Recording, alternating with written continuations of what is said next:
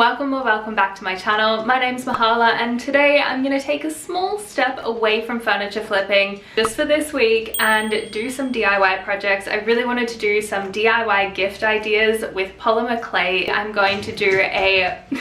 My cat is running around like crazy right now. You right, Newton? Okay.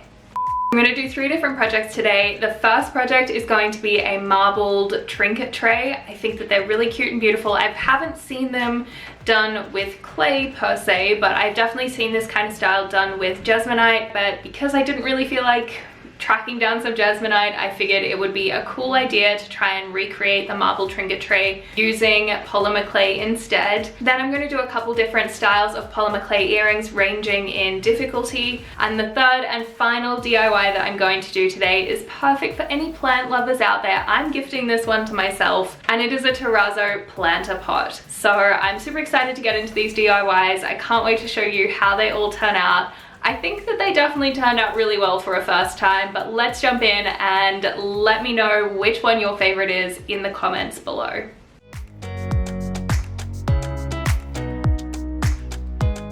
I picked up some Craft Smart clay from Michael's. I haven't done a clay-based project since I was probably about 14, and my mom and I built a replica of the Colosseum. So it has been a really long time for me since I've actually done any clay-based work. Opting for Craft Smart, which is about $12 cheaper than Sculpey at Michael's, was definitely the best choice for me. I picked up some purple Craft Smart clay as well, and I chose this color because I know exactly who I'm gifting this to, and I know that they like the color purple. But you can choose any kind of color you want, and you can even use multiple colors when doing your marbling effect. When you're ready to start your project, just grab a bunch of clay, however much you think you want. Don't do what I did and take the biggest ball of clay because you won't need that much for this particular project. Then you need to massage it. It's super important when you get the clay. It is not particularly malleable, so you do need to give it a good old massage and get it ready to roll out. But be warned, your hands will definitely get a workout and they will probably feel a little sore after this. Once you've given your clay a nice little massage, then you need to roll it out into a ball just to get rid of any of those creases.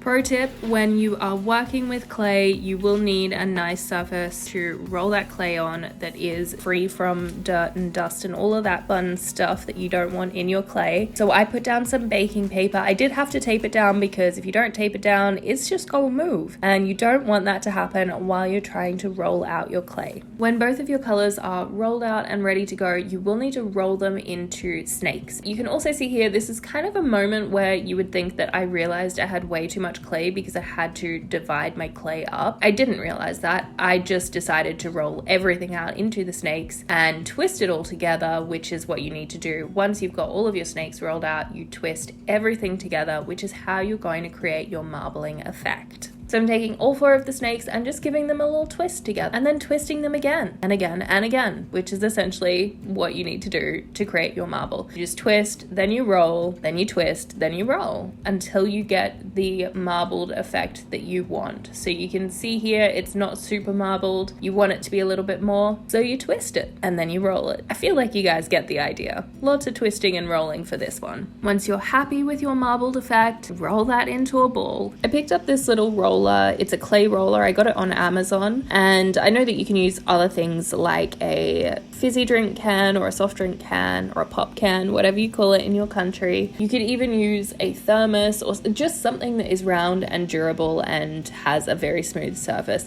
I've also spotted a bubble. Now there were a couple bubbles that popped up throughout this process. What you need to do is just take a hobby knife, put a little cut in that and press it down to get rid of any of the air, and then you roll back over it. Hot tip, if you want to have a even roll of clay, pop some paddle pop sticks at whatever thickness. I glued 2 of them together and I put them either side of my clay and use that as a guide for how thick I wanted my clay to be. With my clay rolled out at the thickness that I want, I'm popping it into a bowl because my original design idea was to use a bowl to give me the right kind of shape. I do end up changing this later on, which you will see, but for this I do start it where I'm cutting off all of the excess to create the bowl shape that I like, and then I'm just pinching the sides in a tiny bit so that it's kind of got a organic-y shape to it, you know? Organic, the word that we YouTubers love to use when we're doing DIYs that are not perfect, but they're good enough. No, I'm kidding. I do want it to be an organic shape. So once I had a bit of a shape going on, I took some rubbing alcohol and I used it to smooth out any of those surfaces and also my fingerprints, because I put a lot of fingerprints on this and nobody needs fingerprints in their lovely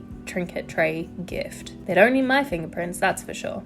Just remember, don't do it with the finger that you've already got a cut on because it will really hurt. So use a different finger. I ended up taking it out of the bowl because I didn't love the flower shape that it was forming in the bowl. And yes, I wanted it to be a little more organic, so I took it out. I like this a lot more. It's a lot flatter with just like a little bit of a lipped edge. I think that it looks a lot better than it did inside the bowl. It's all about experimenting. If something's not working, just try something slightly different. I love it. It's so cute. It's got this kind of like funky 70s vibe to it with a purple ripple through it. It is now time for me to pop this into the oven. A great hack is if you are using some of the baking paper, you can just take that off. Obviously don't leave the tape on, and pop it onto a baking tray before you pop it into the oven. So it kind of will help keep its shape. I also have a lot of leftover, so not quite sure what I'll do with that yet.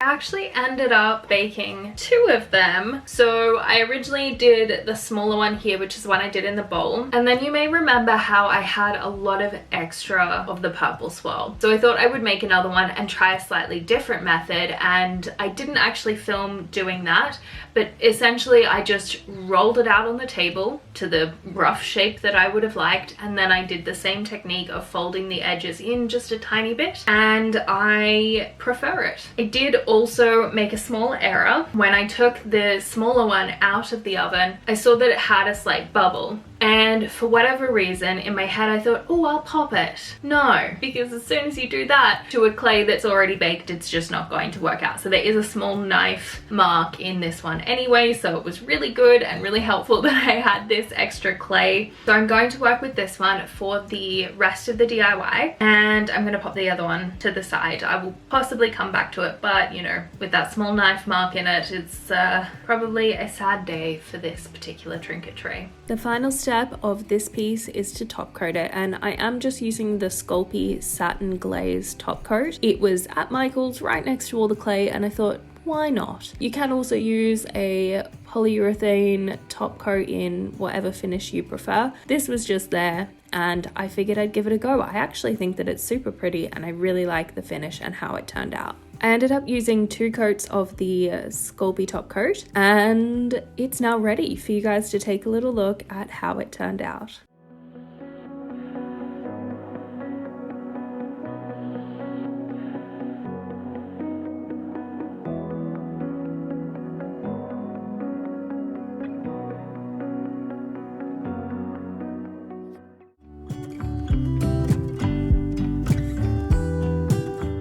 For this first set of earrings, I'm using the same Craft Smart clay that I used in the other project, but this one I'm using a green for my base color, a pinkish rose color, and also a tan color. So I'm just rolling out the green clay. It is for one set of earrings, so I'm not using a lot of clay. First time for everything. Just like with the trinket tray, I'm using the glued together popsicle sticks to ensure that the clay thickness is completely even. I decided to go with a hexagonal shape for this particular set of earrings, so I'm just checking to see if I can actually fit 2 sets inside this very small circle. They fit perfectly, which meant that I didn't have to roll out any extra clay, which made me very happy. Now I finally get to work on the design part of this. I'm going to do very small little flowers. I'm going to use the pink to make my flower petals, and then the creamy tan color to make the little center part of the flower, which I should know the name of, and somehow in this moment I don't. All I'm doing is just pulling off a tiny portion of pink clay, and then I'm rolling it between my fingers to create a very small snake essentially, which I will fold over onto itself to create a small petal. Then it's just just a matter of repeating that step about 6 million times until you've got enough petals to cover your entire piece of clay and make your beautiful flower design. I found that it really helped to roll out a whole bunch of the little snakes in advance, and then once I had a whole pile of them, then I would fold them into the petals and place them on the clay.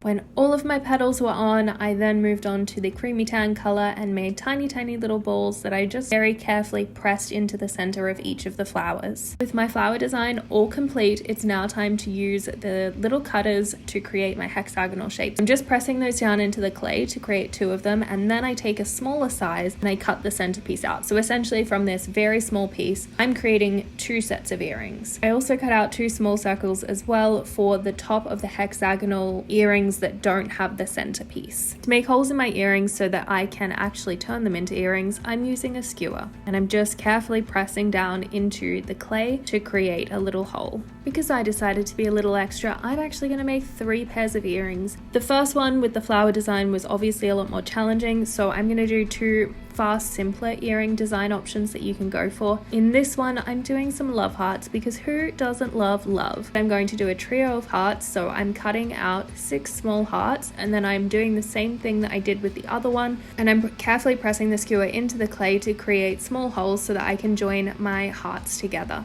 I'm popping the love hearts aside for now, and I'm going to work on the 3rd and final set of earrings that I'm going to do for this DIY. I'm rolling out that same beautiful rosy colored pink clay, which is a whole new thing for me. I don't typically gravitate towards pink, but I just really like it, so I'm rolling that one out and then using my cutter to create 2 circle pieces. I decided that I wanted to take off a section of the circle, and I felt like the easiest way to do that was to stack the 2 pieces of clay on top of each other and then take my square cutter and just cut off a small part of the circle to create more of a semicircle type shape. I then wanted to make this look a little bit more Art Deco-y, sort of retro style, and to do that I'm just using this tool to create some lines on the clay. So I'm creating one through the middle and then fanning it out on either side, kind of like a sun ray, I suppose, but I think the color and then the addition that I make to it makes it a little bit more Art Deco-y, less sunshine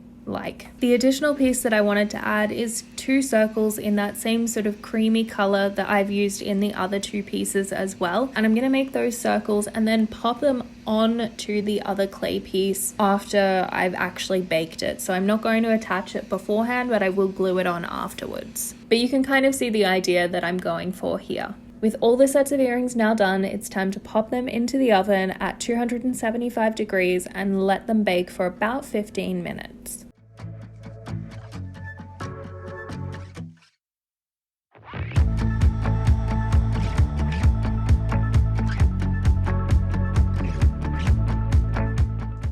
It's time to actually make these earrings into earrings. So I need to sand off a little bit on some of the edges, particularly on the love hearts. There's quite a rough edge going on, and then I need to glue the top circle onto this piece here and attach the hooks. So it's very exciting, and I really can't wait to see how they turn out. I'm using a 400 grit sandpaper to just carefully sand the edges of all of the earrings. I did find that sanding the colored clay was very different to sanding the white clay. I'm not sure why, but it definitely changed the color of the clay. If you've experienced that before, let me know in the comments below and what can be done to combat that, or if it's just perhaps the type of clay that I'm actually using in this project. To glue the earrings that need to be glued together, I'm using some Gorilla Gel glue, which worked very effectively. I popped it on to the earring backs and then I attached the clay piece to it. I had a little bit of time to move that around so that I got the right position, but it did harden and set quite quickly. So you do have some time to play with it, but not too much. I do the same thing with the Art Deco-y style earrings, but I pop the glue onto the pink part and then I attach the creamy colored circle to that. In this next part, I definitely had to adapt a little bit because I found that the connection rings that I had were actually not big enough. I probably should have bought a packet from Michaels that had a variation in size because this is my first time making earrings, so I just kind of assumed that the size I got was perfect. It was not. I did have to adapt. With the Art Deco earrings, it was all right, but with the Love Heart earrings, I actually couldn't join the hearts together. So I had to completely adapt it and only have one heart hanging down. I will definitely get myself some bigger rings down the track, but for the purposes of this video, I wanted to adapt so that I could show you a finished look. Although I had to adapt, I still love how the earrings turned out. I think that they're really beautiful and I love the different designs and styles of each of them. With the earrings all done, it is definitely time to take a little look at them all staged up.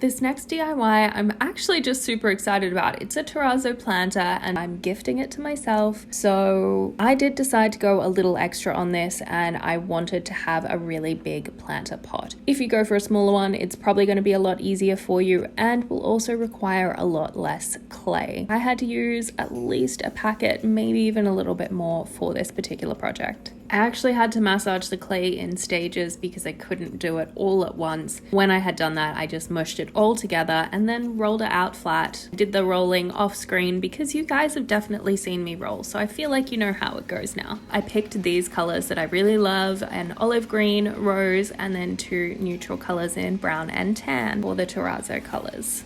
To get my Terrazzo shapes happening, I'm actually rolling out all of my colors and then I'm cutting them all up into little pieces, which definitely works a lot better to give you a cleaner look with your Terrazzo rather than just pulling pieces off the clay, which kind of gives you a little bit of a rough edge. So I'm really happy that I took the time to do this, but boy, did it take time.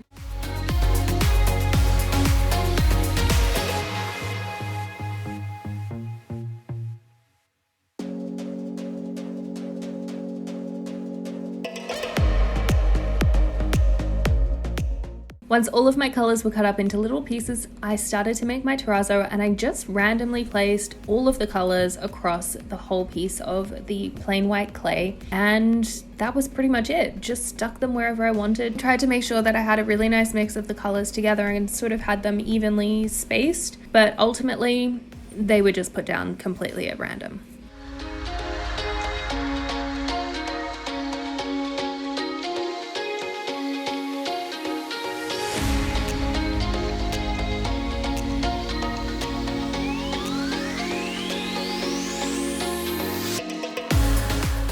The next thing that you need to do is to whip out your rolling tool. For me, it's my little roller. The first roll, I just went quite gentle just to kind of press them in a little bit so that the little balls of color didn't move too much from where I'd placed them. And then once I did that, I went back over it again quite a few times just to make sure that I'd pressed all of the terrazzo into the white clay and had given it a really seamless look.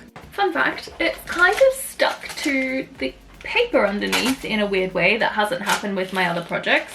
But that's okay because it is the inside. I just need to make sure that I don't have any baking paper that's stuck in there. Once I managed to untangle my terrazzo clay from the baking paper, I pulled out the plastic pot that I had originally decided that I would use for the molding of this project. You'll see in a minute how things don't go exactly according to plan. My original idea was that I would create the shape and then I would take the plastic pot out to reveal a perfect shape which would obviously stay in place and not collapse at all. However, that did not happen. I did try to use a skewer to give a little extra support so that I could keep this particular shape. It did not work at all. I think I have a new plan. I'll be back. Okay, it keeps collapsing. Understandable, it needs a support. I'm gonna try and use this glass bowl instead, which means I'll need to create a new base because this is obviously too small, but this should wrap around the glass. Thinking ahead a little bit and knowing that by putting the clay around the glass, it's probably going to stick to it and I'm going to have a really challenging time getting that off, I decided it would be a brilliant idea, and it was, to use baking paper as a protection so that then I can essentially pull my mold off with no troubles whatsoever. So I'm cutting up some baking paper, popping it on the clay, and then wrapping that all around the glass bowl. I did the same thing for the base. I cut out a circle, popped that on the bottom, and then put my clay over the top of that. It couldn't have been easier. Well, I mean, it could have been easier. It worked, and that's the main thing. You can see here that I'm tucking the base into the main part of the planter pot. I'm being very careful to ensure that I'm putting the clay against the clay and that I don't have any baking paper in between the two because I want them to blend into each other. And to get that blending happening, I'm just taking my roller and I'm rolling along that seam to blend it all together so that it looks completely seamless and you'd never even know that it was two separate pieces. It was a little extra work to get this happening than originally anticipated, and some of my terrazzo has definitely stretched out in a way that I hadn't originally intended it to look. But now that I've got this glass bowl in, I've got enough support, it's rolled out, I've added in a couple extra terrazzo spots in as well, so it's ready to pop in the oven, which I'm gonna do now.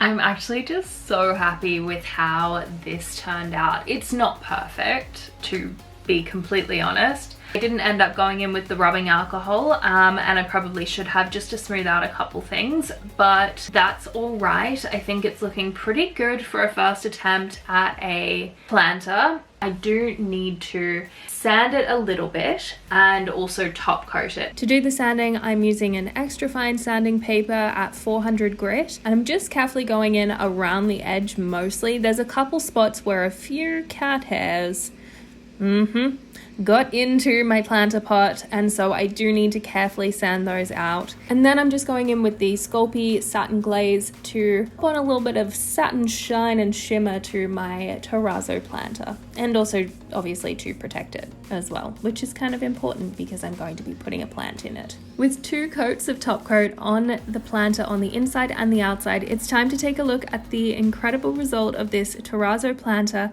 of course with a plant inside it. After all, what is a planter without a plant?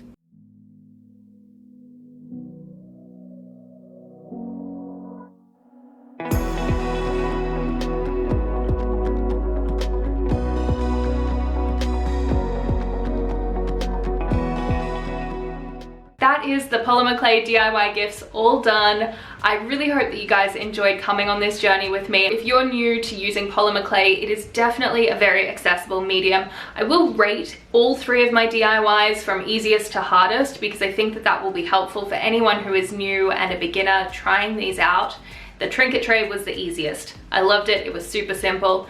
Just twist and roll. After the trinket tray, I think the planter was the easiest one, and for me the most difficult was definitely the earrings. I mean, apart from the fact that I didn't have the right size ring loops, it was definitely a lot more difficult for me, and I just have a newfound respect for all of those artists that do have small businesses and they do create these earrings. My favorite is Maker Megan. She's someone that I met on Instagram, and this is totally not sponsored. I just love her stuff, and so I wanted to shout her out in this video. After doing these earrings myself, I was like, okay, yeah, I definitely have a newfound respect for all of the hard work that she does and puts into her earrings, as well as all of the other people that do this as well. So if you don't want to DIY your own earrings, definitely check out small businesses because there's so many out there and they are creating incredible stuff. If you liked this video, make sure to subscribe and hit that bell notification. Give it a little like if you really want to as well. And remember to let me know which was your favorite DIY in the comments below. I will also link any of the supplies that I can find online in my description. So if you're wanting to try out some of these projects yourself, you can jump into the description and click on that link. If you do make any of these DIYs, take a photo, send it to me, pop it on Instagram, tag me, whatever you want. I would love to see what you guys create. That's it for this DIY, and I will be back next week with a furniture flip, so stay tuned. It's going to be an interesting one, that is for sure. I'll see you guys next week.